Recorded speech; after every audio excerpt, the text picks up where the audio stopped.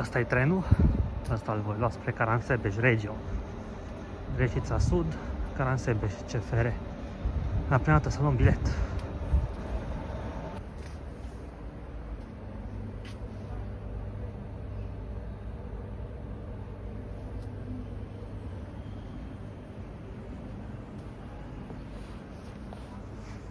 Prima surpriză, nu merge caseria și nu poți lua bilete. La fel, nici pe online nu se poate lua bilete. La acest tren nu se poate lua online bilet de pe CFR. Deci, practic, sper să primesc bilet în tren. Deci, dacă cumva ești de aici și vrei să pleci în Reșița Sud, ori îți dă bilet în tren, sper să se poată, ori de la Reșița Nord, unde am venit mai înainte. Și haideți să urcăm în tren, locomotiva, seria 41, top 96. Cred că mai prins undeva pe asta. Țin minte că am mai mers pe numărul mi cunoscut. Să intrăm.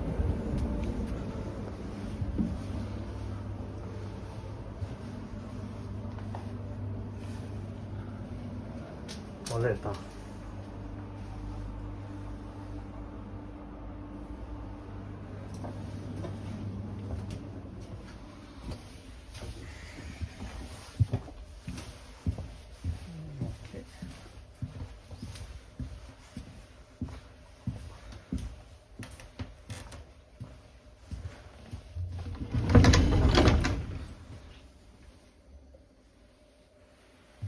Cam așa arată.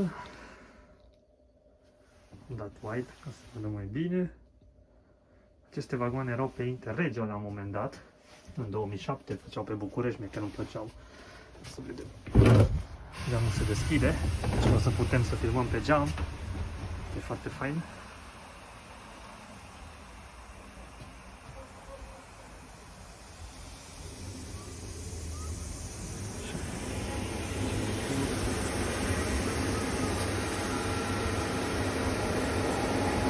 Da. Vedeți și pe mine. Cam o oră o să facem. Super! Reșița mi-a plăcut. De mult n-am mai avut o asemenea călătorie și o mică explorare de oraș mi-a lipsit. Și deși îmi doream să încep asta în aprilie sau când e mai cald, mă bucur că vremea a ținut cu mine și azi am avut o zi super. O zi cu soare, cu răsărit fain. Dar acum e momentul să mergem cu geamul deschis. Asta îmi place. Asta îmi place la aceste vagoane. Pentru noi pasionații, aceste vagoane sunt cele mai faine, chiar dacă condițiile în ele pentru călător obișnuit nu sunt chiar cele mai bune. Nu e chiar vagonul mai întreținut. Lumea ar putea crede că acesta e un vagon foarte, foarte vechi. Nu e chiar așa de vechi. Da. Cred că mai sunt cam vreo 10 minute până să plece trenul. Și o să fie foarte fain să vedem și orașul din tren. Vom trece foarte aproape cu trenul de oraș, de drum.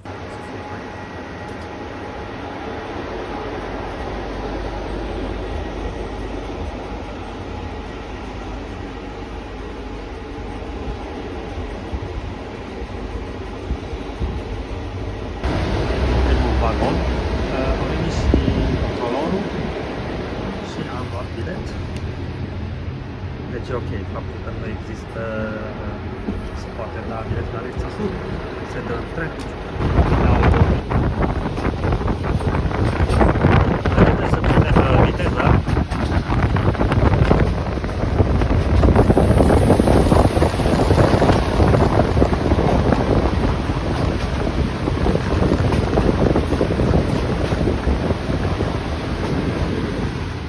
Aceeași problemă cu ușa care se deschide singur. Am mai avut-o pe tipul ăsta de vagon.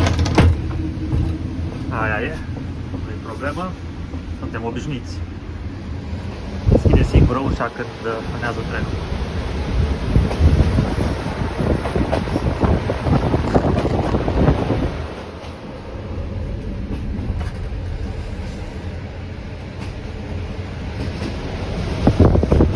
About to leave, already packing. Come with me, I'm not really asking. We'll get away to a place where we don't know. About to see the world in action, what we can be. Life with no distractions, we'll get away. This is what we waited for.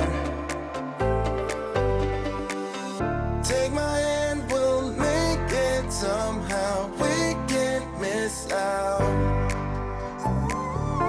I'm done living life with the lights out. Die with my own doubts. Be free with me. Let's go, let's be free with me.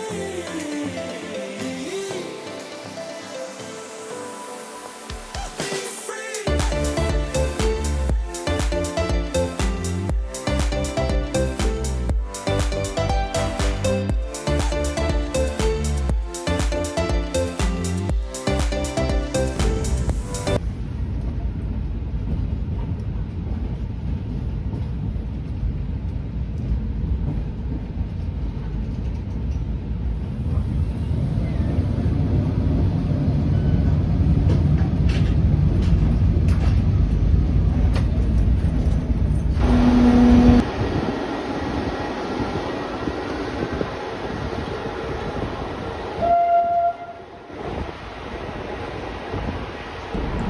Eu am o întrebare pentru voi.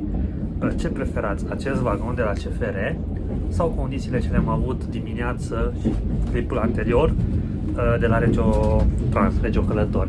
Să-mi spuneți în comentarii, chiar sunt curios care v-ar plăcea mai mult. Vărzava, postul de pod de tramvaie și viitorul și momentan autobuzele din Reșița sunt ținute aici. Iar aici vedem UCM, Uzina Apăsătoare de Mașini, Reșița. Și în capăt, dacă ne uităm, pârtile de la Văliuc. Se văd pârtile, e să bată la Văliuc și Semenic, se schiază.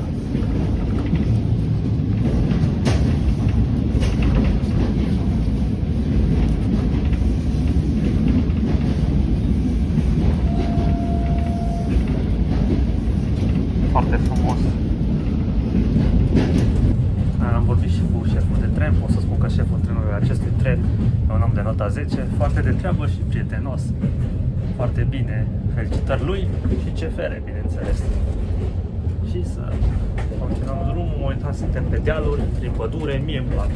E un drum pitoresc, o rută pitorească, cea dintre Reșița Sud și Reșița Nord și Canasebeș.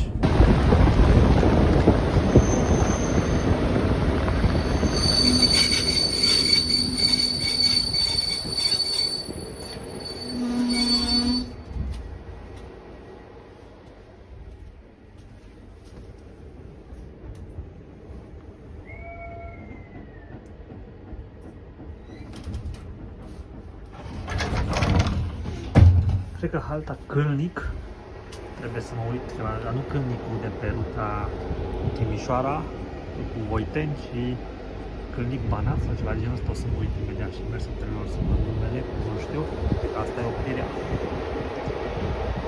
Din nou la drum. Am zis bine ceva cu Câlnic, dar era Băni la Câlnic. Bineînțeles, eu umblu cu mersul trenilor după mine. Deci la 13.03 am plecat, asta e trenul Regio 9164 și la 14.06 vom ajunge în Canasebeș și de acolo probabil voi lua un tren Regio spre Timișoara. Vreau să iau și Interregio 72, dar nu vreau să merg totul cu vagoane de genul acesta. Până la urmă am ieșit la o plimbare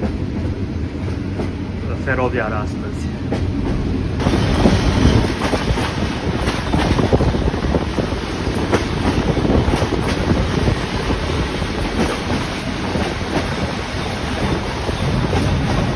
Ce să vă mai spun de ruta asta? Sunt 4 perechi de trenuri pe zi, destul de puține. Chiar nu mai știu dacă mai există vagon direct către București Nord. Știu că exista, care se adăugat la compunerea trenului Timișoara Nord, București Nord în Caransebeș. Chiar nu știu dacă există, dacă mai există. Cred că, cel puțin, mersul trebuie scrie că este doar pentru Mangalia, în sezonier. Dar București nu știu dacă mai este. Legătură știu că este, dar nu și bani. Puteți spuneți voi în comentarii, dacă știți. Observați cam stilul ăsta de cărămidă al clădirilor CFR. De pe secția asta toate au stilul asemănător. Urmează stația Ezeriș, altă. Deci din ce mi-aduc eu aminte, cam așa e stilul tuturor stațiilor. E mai deosebit, uitați aici că se vede.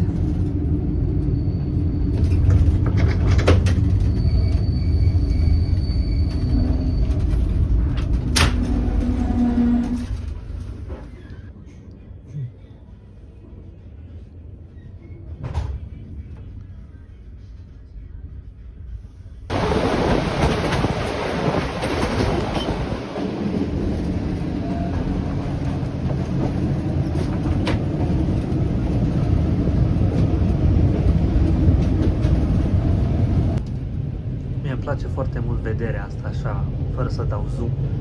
Vouă vă place să aveți cadre așa. Mi se par mult mai naturale decât direct pe geam, chiar dacă nu ai o vizibilitate foarte bună. Îți dă senzația că ești și tu în tren cu mine.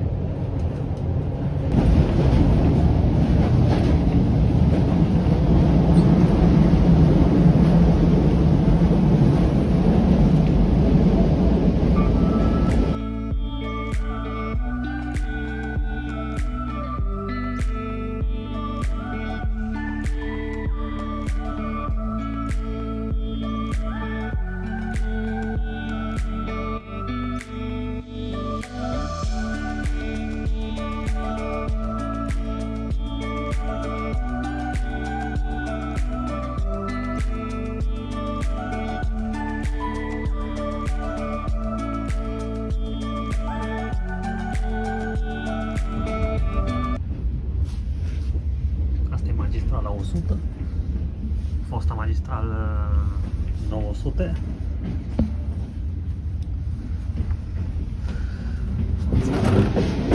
Magistrala 100.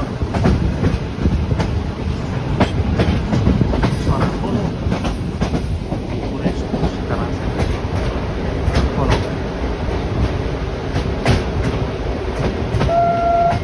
Și mulți. Acolo. Zăpadă. H. Ajungem în gara din Caransebeș. Iar la prima linie.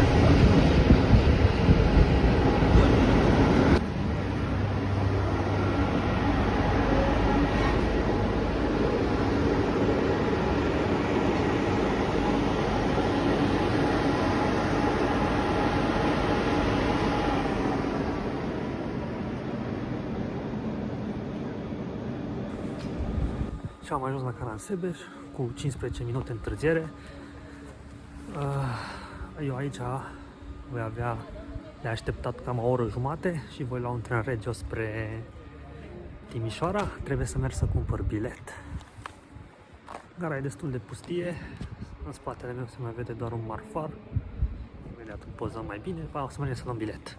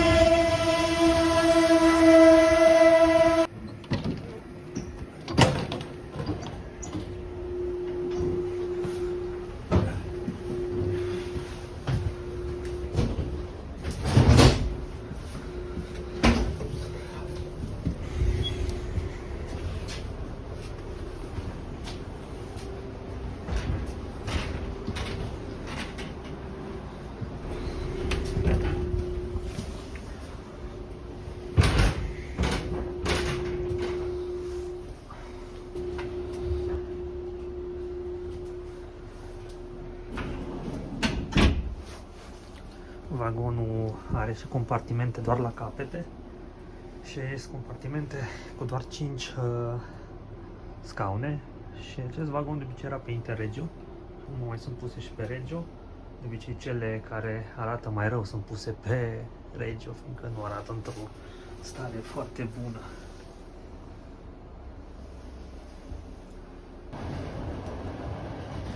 Între Caransebe și Lugoj, linia este dublă electrificată.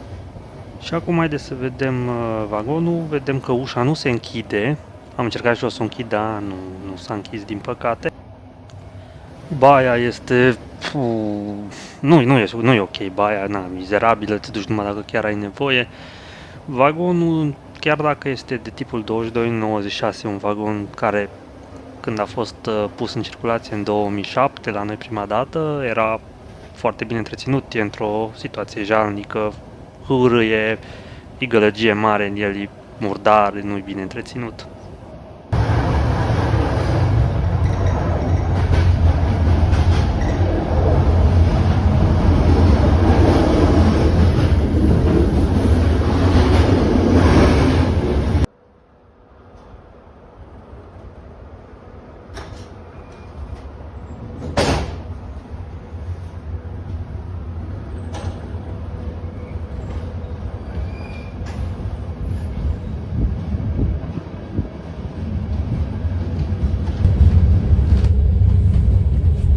Și la Lugoj, doar ce am trecut de Lugoj și mă îndrept spre casă.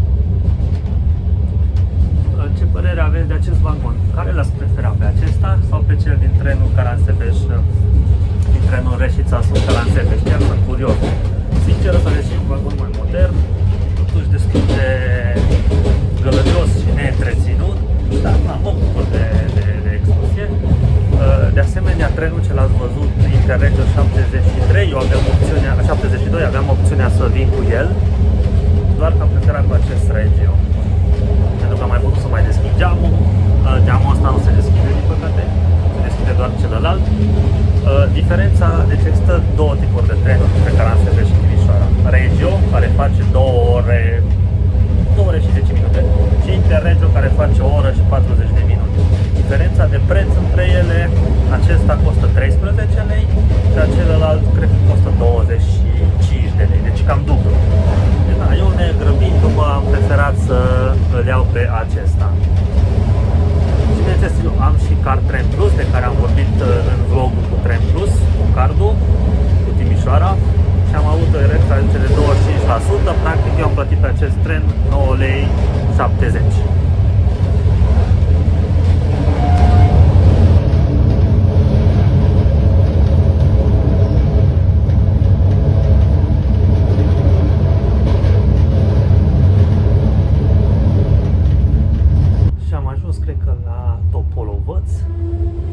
Vagonul este foarte, foarte zgomotos, eu în mers mai ales, eu nu am microfon, așa că am încercat să înregistrez în timp ce trenul mergea, dar nu mă auzeam absolut deloc.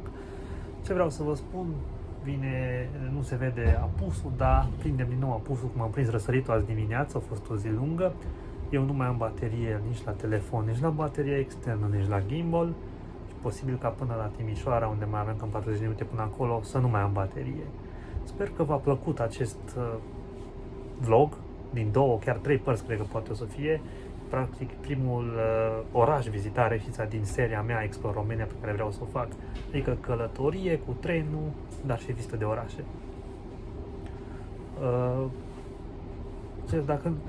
Dacă ajung la Timișoara cu baterie, mai filmez și acolo și vedem și trenul și la Timișoara.